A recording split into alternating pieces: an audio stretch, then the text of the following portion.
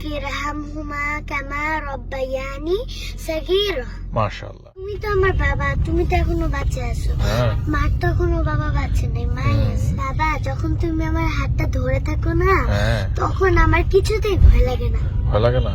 না। বাহ। আর এই যে আমি যখন তোমার হাতটা ধরে থাকি না, তখন আমার শান্তি শান্তি লাগে, বুঝতে পারছো? তখন মনে হয় যে পৃথিবীতে সবচেয়ে প্রিয় জিনিসটা এই মুহূর্তে আমার হাতের মধ্যে আছে। আর জানো বাবা কি হয়েছে? কি হয়েছে? সেটা আমি প্রতিদিনই খেয়াল করি, মানে মাঝে মাঝে খেয়াল করি। তখন আমার মা নামাজ পড়ে না, তখন যখন মোনাজাত দেওয়ার পর যে দোয়াটা করে, হ্যাঁ। দোয়াটা করার সময় কান্দি, রান্না করে? দোয়া করে করে কান্দি। আচ্ছা। তখন হলো ওর মা বাবার জন্য দোয়া করে। তুমি তো আমার বাবা, তুমি তো এখনো বাচ্চা আছো। হ্যাঁ। মার তো এখনো বাবা বাচ্চা নেই, মাই আছে না। তাই হলো ও কান্না করে, বাবা মা যেন ভালো থাকে। এখন যেমন আমি তোমাকে স্কুলে নিয়ে যাচ্ছি, ছোটবেলায় এইভাবে করে তোমার নানা ভাইও কিন্তু তোমার মাকে স্কুলে যেত, তাই না?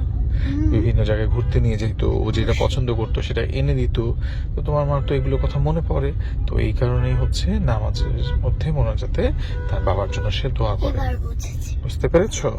আমাদেরও উচিত যখনই সময় পাবো তখনই আমাদের মা বাবার জন্য দোয়া করা, তাই না?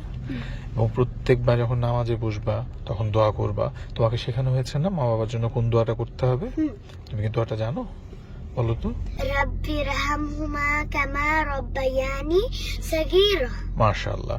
তুমি যখনই সুযোগ পাবে এই দোয়াটা পড়বে, ঠিক আছে? মা বাবা জীবিত অবস্থায় কিংবা মা বাবা মারা যাওয়ার পরেও এই দোয়াটা প্রচুর পড়তে হয়।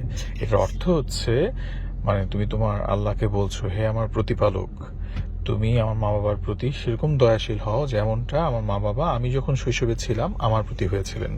বুঝতে পেরেছো? মানে আমরা ছোটবেলা থেকে যে বড় হই, আমাদেরকে যেভাবে আমাদের বাবা মা বড় করে, যেভাবে আমাদেরকে লালন পালন করে, এই ব্যাপারটাকে মনে রাখা। হ্যাঁ। এবং দেখো আজকে যে আমাদের সায়ান কত ছোট না, ও কি এখন কিছু করতে পারে? ওকে এখন খেতে পারে নিজে নিজে? ও তো কিছুই করতে পারে না। তার মানে ওকে কিন্তু আমরা তোমার আম্মু যেভাবে সারাক্ষণ এই যে সারা রাত না ঘুমায় ওকে ধরে রাখা, ওকে কোলে করে রাখা, ওকে খাওয়ানো, ওকে গোসল করানো, ওকে নিয়ে কোলে করে হেঁটে বেড়ানো, এই যে সমস্ত কাজগুলো আমরা করতেছি না, এখন ও তো এখন দেখো কিছুই করতে পারবে না। এখন যদি একটা বাসায় আগুন লেগে যায়, ওকে একা একা নামতে পারবে? ওকে নিয়ে আমাদের দৌড়াতে হবে না? এখন যদি যে কোনো ঘটনায় ঘটো, ও তো এখন কিছুই করতে পারছে না, তাহলে ওকে আমাদেরকে সবাই মিলে আগলায় রাখতে হচ্ছে। আর সবার আগে একটা সন্তানকে কে আগলায় রাখে? তার বাবা মা। তো এটাই বলা হচ্ছে যে রাব্বিরহামহুমা কামা রাব্বায়ানি সাগীরা, অর্থাৎ হে আমার প্রতিপালক, তুমি আমার বাবা মার প্রতি দয়াশীল হও যেমনটা আমার বাবা মা আমার প্রতি শৈশবে দয়াশীল হয়েছিল। বুঝতে পেরেছো আমি কি বলেছি? মনে থাকবে? হ্যাঁ বাবা। এরপর থেকে যখন মা নামাজে বসে মোনাজাতে দোয়া করবে, ওর বাবার জন্য কান্না করবে, তুমি কি করবে জানো? মার পাশে গিয়ে এই যে ঠিক এইভাবে মার হাতটা ধরে থাকবে।